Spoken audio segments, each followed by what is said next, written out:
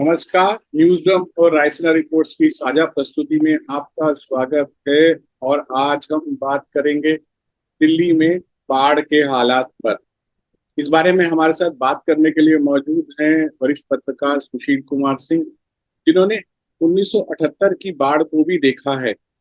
क्या हालात हैं, कितना बदलाव आया, क्यों दिल्ली पानी पानी हो जाती है बारिश में, क्यों यमुना में बाढ़ आ जाती है, इन सब मुद्दों पे हम सुशील जी से बात करेंगे। सुशील जी, 1978 और आज के हालात में क्या फर्क आपको लगता है, क्या आया है? फर्क ये लगता है कि वो बाढ़ सचमुच शहर में घुसी थी। इस बार शहर के अंदर नहीं घुसी है। ये किनारे के कुछ इलाकों में यमुना का जो बाढ़ वाला एरिया है, दोनों तरफ, चाहे वो ईस्ट की तरफ हो या वेस्ट की तरफ, दोनों तरफ उन इलाकों को भर दिया है उसने।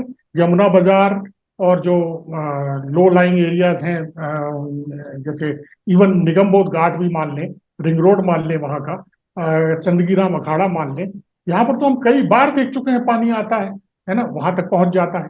और खतरे का निशान से ऊपर जाने पर कई बार हमने लबालब देखा है इसको। उन दिनों उन दिनों का मुझे याद है कि किंग्सवे कैंप और मॉडल टाउन में पानी भर गया था। फिर साथ ही ढांसा में, नजफगढ़ के पास ढांसा में, वहां भी एक कोई बैरियर है, बांध है, वहां से पानी आ गया था। और वो वेस्ट दिल्ली के कई इलाकों में पानी वहां से पहुंचने लगा था, कई कॉलोनी में पहुंच गया था। जहां आज उत्तम नगर है, तब उत्तम नगर इस तरह नहीं बना था, इतना इतना बसा नहीं था, बहुत कम था। वहां खेत थे, उनमें पानी, जहाँ द्वारका बना है वहां खेत थे, वो सब पानी पानी इस तरह से हो गया था। जहाँ सेकंड कहना चाहिए फेज बन रहा है द्वारका का, वो सब पानी हो गया था। तो मॉडल टाउन का तो मुझे इसलिए भी याद है कि वहां लोगों के घरों में पानी घुस गया था, कोठियों में, बड़ी बड़ी कोठियां थी वहां। और दिल्ली के बड़े यानी अच्छे खानदानी किस्म के लोग, जो पुरानी दिल्ली के लोग अपने आप को पुराने दिल्ली वाले बोलते हैं, उनमें बहुत से लोग वहां रहते थे। तो वो सब अपने निचले मंजिल की बजाय ऊपर की मंजिलों पर पहुंच गए थे, नीचे पानी भर गया था। तो हुआ क्या था कि हिंदुस्तान टाइम्स में मुझे अभी याद है कि वो थे, सुधीर दर साहब थे, कार्टूनिस्ट।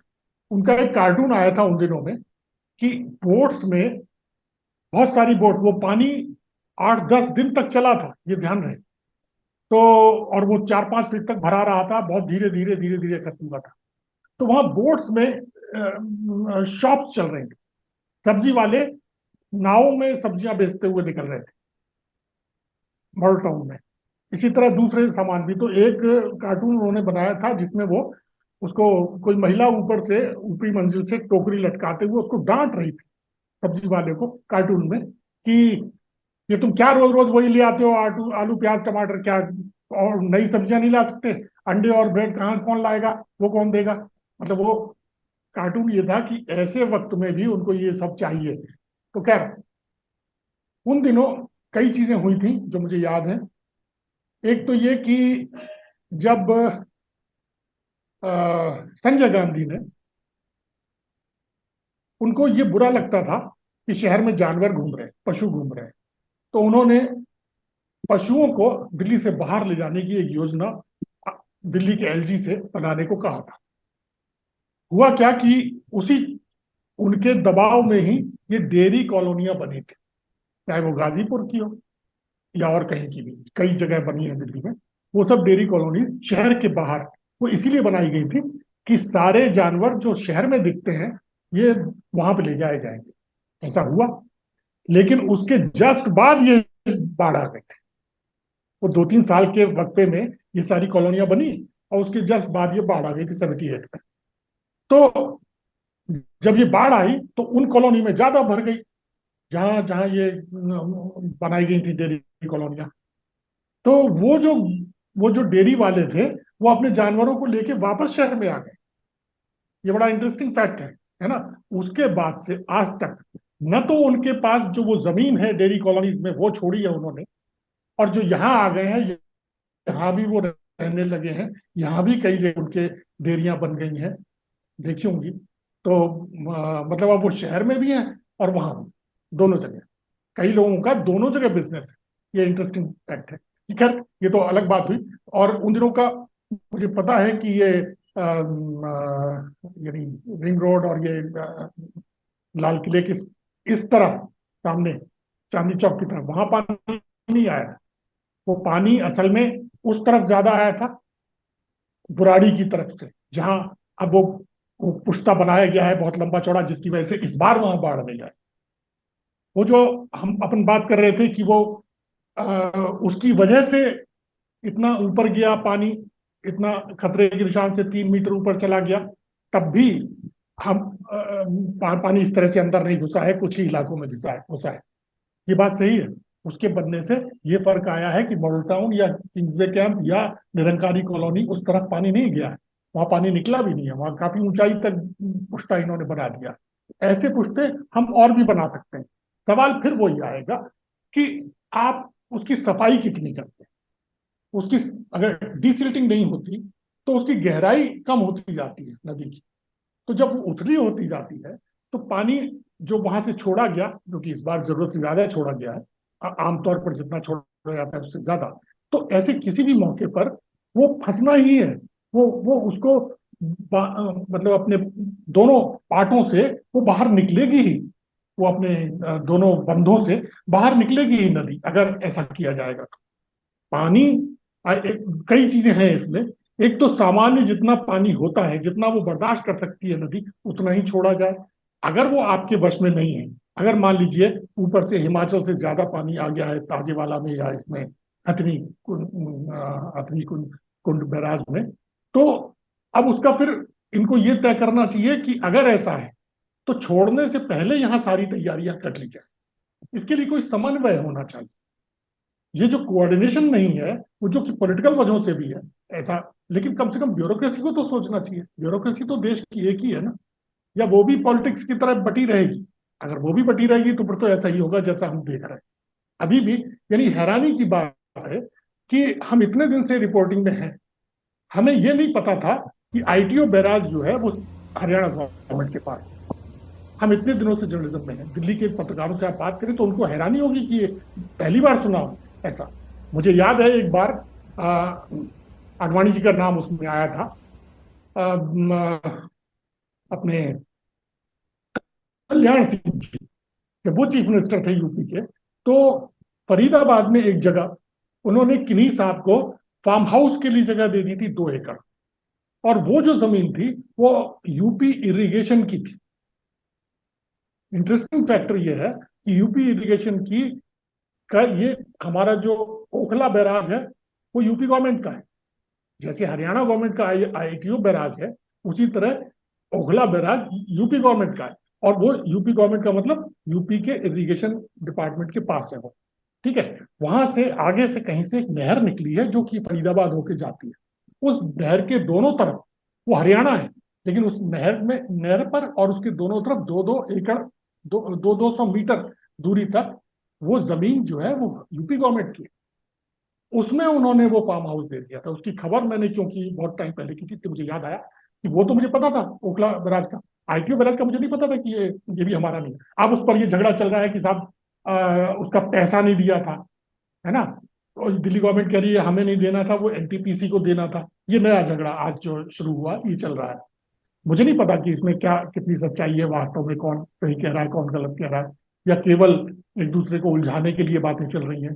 ये सब भी हो सकता है। लेकिन मतलब ये मामला बाढ़ का, किसी भी प्राकृतिक आपदा से लड़ने का मामला, ये कोई पॉलिटिक्स का या इस तरह के भेद वाला मामला नहीं हो सकता। उसमें आपको कोई कोऑर्डिनेशन रखना पड़ेगा। ये नहीं हो सकता कि अब आप कहें कि साहब ऐसा और वो आपका ब्यूरोक्रेट कहे कि नहीं ऐसा नहीं हो सकता, या आपका ही कोई और मंत्रालय कहे ऐसा नहीं हो सकता, आपका राज्यपाल कुछ और कहे, आपकी सेंट्रल गवर्नमेंट कुछ और कहे, स्टेट गवर्नमेंट कुछ और कहे, तो फिर तो कैसे काम चलेगा? ये कोई सिर्फ किसी एक एक पार्टी का मामला तो है नहीं। पार्टियां तो आज कोई और है, कल कोई और होगा, परसों कोई और होगा। यमुना में जो 1978 में जो नया इंफ्रास्ट्रक्चर उस वक्त बना हम्म। बाढ़ के बाद, उसके हम्म। बाद जो है उसमें कोई बहुत बड़ा सुधार नहीं हुआ। हाँ। और आज हाँ। जो है, आज का जो पानी का हालत है, जब जब यमुना जो है रिकॉर्ड तोड़ खतरे के निशान हाँ। से ऊपर जो है तमाम रिकॉर्डों को तोड़कर बह रही है। तो अब हम्म। इंफ्रास्ट्रक्चर में और जो है वो पैसा लगाना पड़ेगा। इस आज के हालात से एक सबक सीखकर नए किनारे जो है मजबूत करने पड़ेंगे, फंड्स नए बनाने पड़ सकते हैं। ये तमाम जो है ये फैसले बहुत ही जल्दी करने पड़ेंगे। बिल्कुल, बिल्कुल करने पड़ेंगे। और इसमें भी कई चीजें हैं कि अगर आप ये देखें कि हम शहर को बचाने के लिए करेंगे तो क्या होगा कि दोनों तरफ आप हाइट्स बढ़ा देंगे। दोनों तरफ की जो पुश्ते हैं उनकी हाइट बढ़ा देंगे, उनको वो और मजबूत कर देंगे। अब क्या होगा कि अगर वो डिसिल्टिंग नहीं होगी तो जब भी पानी छोड़ा जाएगा तो उसकी उसका जो जल स्तर है वो और ऊपर उठेगा। वो और ऊपर उठेगा तो क्या होगा कि हो सकता है आप शहर में, क्योंकि आपने दोनों तरफ बढ़ा दिया है तो ना कुछ कहे, लेकिन शहर से बाहर जाते ही फिर वो बाहर निकलेगा, फिर वहां बाढ़ आएगी। तो इसका इसका कोई इंतजाम ऐसे ऐसे तो करना ये चाहिए कि आप यानी सिर्फ शहरों को बचाने की थोड़ी हमने सोची हो। यानी वहां गांव है, बाहर निकल के वो फंस जाएंगे फिर। तो इसका कुछ और सोचना चाहिए कि आखिर यहां से समुद्र तक आप कैसे सुरक्षित पानी को पहुंचाएं। या दूसरा इसका एक और तरीका कि आप बीच बीच में कई जगह ऐसे बड़े रिजर्वायर्स बनाएं जहां उस पानी को ले जाया जाए। जब भी पानी ज्यादा हो तो वो उसमें से आप दरवाजे खोलें इस तरफ के, और वो दूसरी तरफ वहां चला जाए, उनको भर लीजिए। सब मान लीजिए, ये भी एक सवाल है कि ये बात हम कई साल से सुन रहे हैं कि साहब यमुना के किनारे आ, हम कुछ ऐसे बड़े बड़े, बहुत बड़े बड़े रिजर्वायर्स बनाएंगे। बहुत बड़े से मेरा मतलब ऐसा नहीं कि अ, भाखड़ा नागर नागर डैम बना दिया, मतलब काफी बड़े बड़े गड्ढे जो हैं उनको हम भर भर के उसको, ताकि वो सीपेज होके हमारा अंडरग्राउंड वाटर को वो करे, उसका लेवल बढ़ाए। इसके लिए ये केजरीवाल की गवर्नमेंट ने भी कई बार ये अनाउंस किया कि हम ऐसा करेंगे। अब पता नहीं वो क्या हो रहा है, मुझे नहीं पता। और जो इससे पिछली जो गवर्नमेंट थी उन्होंने भी कई बार ऐसा कहा, कई बार। ये भी अनाउंस किया गया है कि दिल्ली में हम यमुना के किनारे वो करेंगे, नए घाट बनवाएंगे, लैंडस्केपिंग करेंगे, और और क्या वहां पर पिकनिक और इस सब का इंतजाम करेंगे। ऐसे भी योजनाएं बनी है, लेकिन वो सब का कोई मतलब ही नहीं है अगर आप ये नहीं कर सकते, बाढ़ का इंतजाम नहीं कर सकते। मुद्दा वही है। मुझे लगता है बार बार देखिए, घूम फिर के अगर पॉलिटिक्स को बीच में से निकालेंगे तब काम हो पाएगा। अगर इसमें ही फंसे रहना तो फिर तो उसके भी पास भी कुछ कहने को होगा, उसके पास भी कुछ कहने को होगा, अब लड़ते रहिए। है ना? लेकिन इसमें सरकारें कौन फंसता है? सरकारें सबक सीखती नहीं है, ये हमने हाँ। देखा है। 1978 की बाढ़ के बाद ठीक है आपने थोड़ा बहुत मजबूत किया, और जिसकी वजह से बीचेस कम होने शुरू हो गए या बंद ही हो गए। लेकिन इसके हम्म। बावजूद जो है यमुना के जो एरियाज जो हैं, आसपास के जो इलाके हैं, और वहाँ पे खूब कंस्ट्रक्शन हुआ है। नदी के यमुना बैंक मेट्रो स्टेशन से लेकर अक्षरधाम मंदिर से लेकर Commonwealth games village, Asian games. Sorry, हाँ, एशियन गेम या कॉमनवेल्थ गेम्स का कॉमनवेल्थ विलेज गेम्स बनाया है। गया है जो। तो ये सब जो है वो कंस्ट्रक्शन जो है वो रुके नहीं, ये चलते ही जा रहे हैं। हाँ, और इसके लिए मुझे लगता है कि कई एजेंसियों ने इस पर ऑब्जेक्शन किए हैं। अर्बन आर्ट कमीशन ने भी किया, और ये सेंट्रल गवर्नमेंट का जो वो है अपना एनवायरनमेंट मिनिस्ट्री, उसकी उसकी कमेटी है जो कि क्लियर करती है, वहां से भी ऑब्जेक्शन आए थे। हर बार इन ऑब्जेक्शन को खत्म किया गया है ना? तो ऐसे एनवायरनमेंट को लेकर, अपने इकोसिस्टम को लेकर, इकोलॉजी को लेकर, मतलब मुझे नहीं लगता नहीं कि कोई कोई गवर्नमेंट इंडिया में इस इन मामलों को लेकर सीरियस है। हम कहते कुछ भी रहे, हम कहने को तो हम ये भी कहते हैं कि 5,000 साल से हमारी परंपरा है कि साहब हम पर्यावरण का ध्यान रखते हैं, लेकिन हम कहाँ रख रहे हैं ध्यान? ये लगातार जब से ये बात उठी है कि साहब ये ग्लोबल वार्मिंग की वजह से ये चीजें होने वाली हैं, और 30 तक हमें वो 1.5 सेल्सियस, 1.5 डिग्री सेल्सियस जो है वो बढ़ जाएगा, और उसको रोकने की तैयारी, पूरी कोशिश चल रही है। तमाम साइंटिस्ट जो है अपीलें कर रहे हैं गवर्नमेंट, तमाम सब देशों से अपील कर रहे हैं, कुछ नहीं हो रहा है। मतलब आप देखो कि पिछले कई साल से बादल फटने की घटनाएं बेतहाशा बढ़ गई। पहले हम कभी कभार सुनते थे, अब वो लगातार होते। ये जो लैंड वो है, भूस्खलन जिसे कहते हैं, लैंडस्लाइडिंग, वो इतना बढ़ गया है, इतना बढ़ गया है कि हर साल हो रहा है और बढ़ता ही जा रहा है। तो मतलब हम कहाँ रुकना चाहते हैं, क्या करना चाहते हैं?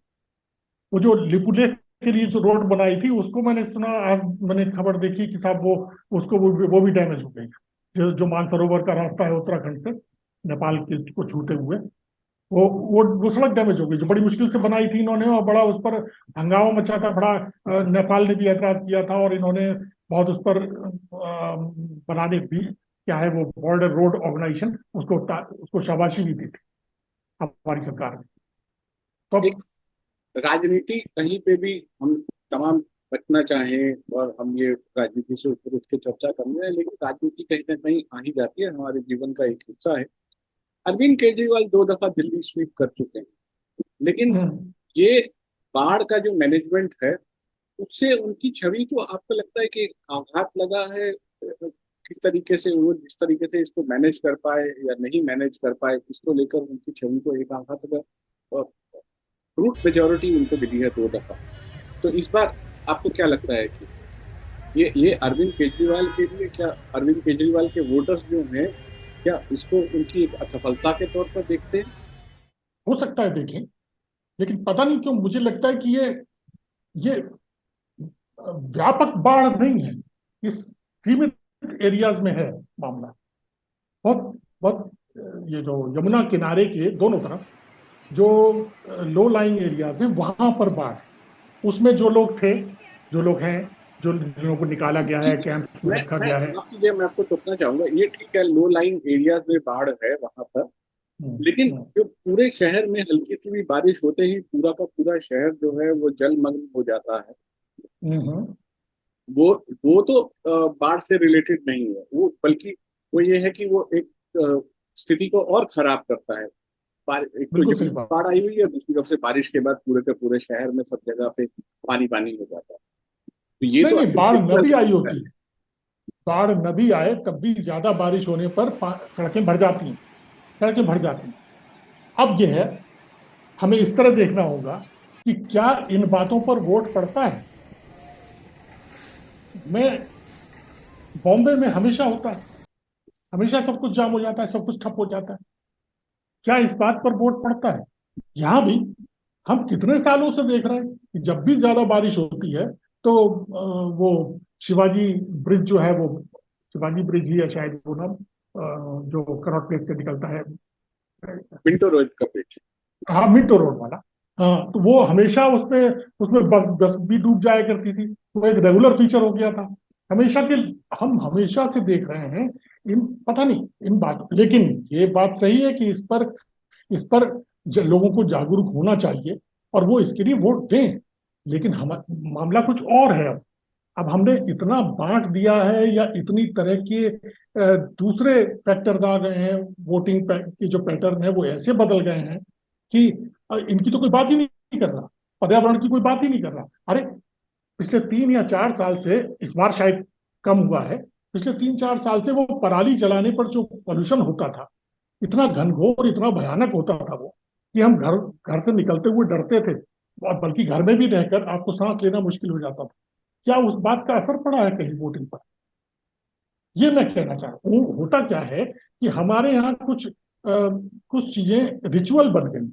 जैसे दिवाली पर, मतलब दिवाली आएगी तो लोग पटाखे चलाएंगे या रोशनी करेंगे, होली आएगी तो रंग खेलेंगे।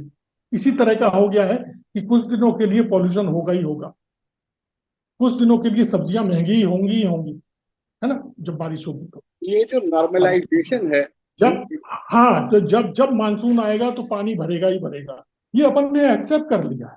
और ये बड़ी बड़ी मतलब बेतुकी और बेहूदी बात है कि हम ऐसी चीजों को सामान्य मानते हैं। ये तो होता ही है ना। अब इसमें दूसरा पहलू इसका ये भी है कि अ, ऑस्ट्रेलिया, यूरोप या अमेरिका के शहरों में भी बाढ़ आ रही है, आग लग रही है, और कुछ नहीं कर पा रहे लोग, वो बचा नहीं पा रहे। तो लेकिन भाई, वहां आती रहे, हमें तो अपना देखना है, हमें तो अपने आप को बचाने के लिए कुछ करना चाहिए। वो जो करना है वो गायब, वो पॉलिटिक्स की वजह से गायब। वो पब्लिक के दबाव की वजह से गायब, वो पब्लिक का दबाव इस मुद्दे पर क्योंकि नहीं है, इसलिए गायब है।